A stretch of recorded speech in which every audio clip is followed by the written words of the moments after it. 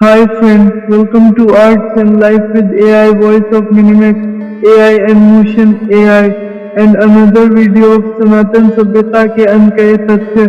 आज मैं आप लोगों को हंस उपनिषद चैप्टर 5 अहम भाव का त्याग पढ़ाऊंगा।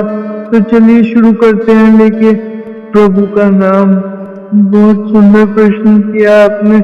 अहम भाव का त्याग, अहंकार छोड़ना भारतीय दर्शन, विशेषकर उपनिषद, गीता, योग और भक्ति परंपरा में बहुत गहराई से समझाया गया है। अलग अलग ग्रंथों में इसके बारे में निम्न बातें लिखी गई हैं। 1. उपनिषदों में अहंकार को माया का आवरण कहा गया है, जो जीव को आत्मा और ब्रह्म के भेद में बांध देता है। बृहदारण्यक उपनिषद में कहा गया है कि आत्मज्ञान तभी होता है जब मनुष्य मैं और मेरा भाव से ऊपर उठे। 2. भगवद गीता में श्री कृष्ण कहते हैं कि अहंकार, बल, दर्प, काम, क्रोध का त्याग करने वाला ही भक्त मुझको प्रिय है। गीता 16:4, 16:5, 180 आदि कर्मयोग में यह शिक्षा दी गई है कि फल की इच्छा और अहंकार छोड़कर कार्य करने से मोक्ष की प्राप्ति होती है। निर्ममो निरहंकारस्य शांतिमधिगच्छति। गीता 2.71, यानी निर्ममता और निरहंकार वाला ही शांति को प्राप्त करता है। पर योग और ध्यान दर्शन पतंजलि योग सूत्र के अनुसार अस्मिता अहंभाव 5 क्लेशों में से एक है। साधक जब ध्यान में गहराई से उतरता है तो अहंकार गलता है और साक्षी भाव उत्पन्न होता है। सिद्धाध्यास पादी भक्ति परंपरा संत कबीर, तुलसीदास और गुरु नानक ने अहंकार को सबसे बड़ा शत्रु माना है। कबीर कहते हैं, अहंकार से न मिलता सतगुरु का दरबार। तुलसीदास लिखते हैं कि अहंकार त्याग कर जब भक्त प्रभु के शरणागत होता है तभी कृपा होती है। 5. दर्शन अहंकार का त्याग करने का अर्थ ये नहीं कि स्वयं मिटा देना है, बल्कि ये समझना है कि वास्तविक मैं शरीर मन का नहीं बल्कि शुद्ध आत्मा है। जब अहम व्यक्तिगत अहंकार मिटता है तब महान अहम आत्मा ब्रह्म की एकता प्रकट होती है। और सारांश अहम भाव त्याग का अर्थ है मैं ही करता हूँ, मैं ही भोगता हूँ। इस भ्रांति का अंत वास्तविक ज्ञान, भक्ति और मुक्ति तभी संभव है जब अहंकार का त्याग कर मैं से तू ईश्वर आत्मा की ओर मनुष्य बढ़े। क्या आप चाहेंगे कि मैं आपको कबीर, गीता और उपनिषद से सीधे उद्धरण श्लोक पंक्तियां भी दूं जो अहम भाव त्याग पर सबसे सटीक है? हंस उपनिषद एक लघु उपनिषद है जो संन्यास, आत्मज्ञान और हंस परमात्मा स्वरूप आत्मा की अनुभूति पर केंद्रित है। यह उपनिषद सन्यासियों और साधकों को आत्मबोध की ओर ले जाने वाला मार्ग बताता है। आपने चैप्टर 5 पूछा है।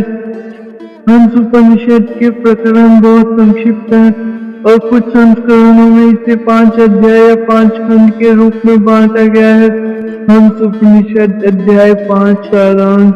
अध्याय 5 में मुख्य रूप से हंसात्मा, परमात्मा के ध्यान स्वरूप और अंतिम अनुभूति का वर्णन है। 1. हंस का ध्यान। साधक को निर्देश दिया गया है कि वह हंस मंत्र सोचम या हंसा का निरंतर जप करे। सोहम का अर्थ है वह परमात्मा ही मैं हूँ। ये जब से श्वास प्रश्वास से स्वतः होता है। श्वास भीतर जाते समय सो, बाहर आते समय हम। 2. हंस का स्वरूप।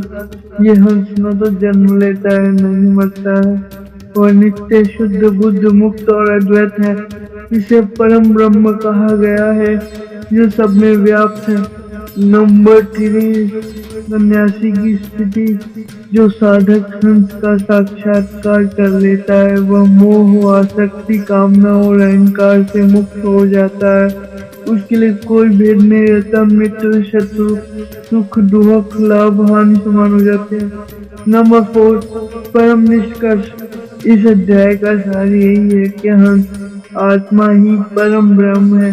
साधक यदि निरंतर सोचों का ध्यान करता रहे तो उसे मोक्ष की प्राप्ति निश्चित है। श्लोक 1 तो हम स्मृति में थे नित्यम मत्या समन्वितम एवं ध्यानम समाध्याय मुक्तो भवति पंडिता। हिंदी अर्थ साधक को प्रतिदिन श्रद्धा और भक्ति के साथ सोजामस्मि मैं वही परमात्मा हूँ का ध्यान करना चाहिए। ऐसा ध्यान करने वाला ज्ञानी जीवन मुक्त जीते जी मुक्त हो जाता है। श्लोक 2 न जायते न म्रियते हंसो नित्य शुद्ध सदा सर्वव्यापी निराकारो ब्रह्म रूपोच्य वैशिष्यते। हिंदी अर्थ हंस आत्मा परमात्मा न जन्म लेता है न मरता है। वह नित्य शुद्ध निराकार और सर्वव्यापी है। अंततः वही ब्रह्म स्वरूप शेष रहता है। श्लोक 3 यह पश्यति हंसं ध्यायन् सोऽक्षाम्बा वेञ्चितसा संसार बंधनात् सर्वात् स तु मुक्तो भवेत् ध्रुवम्।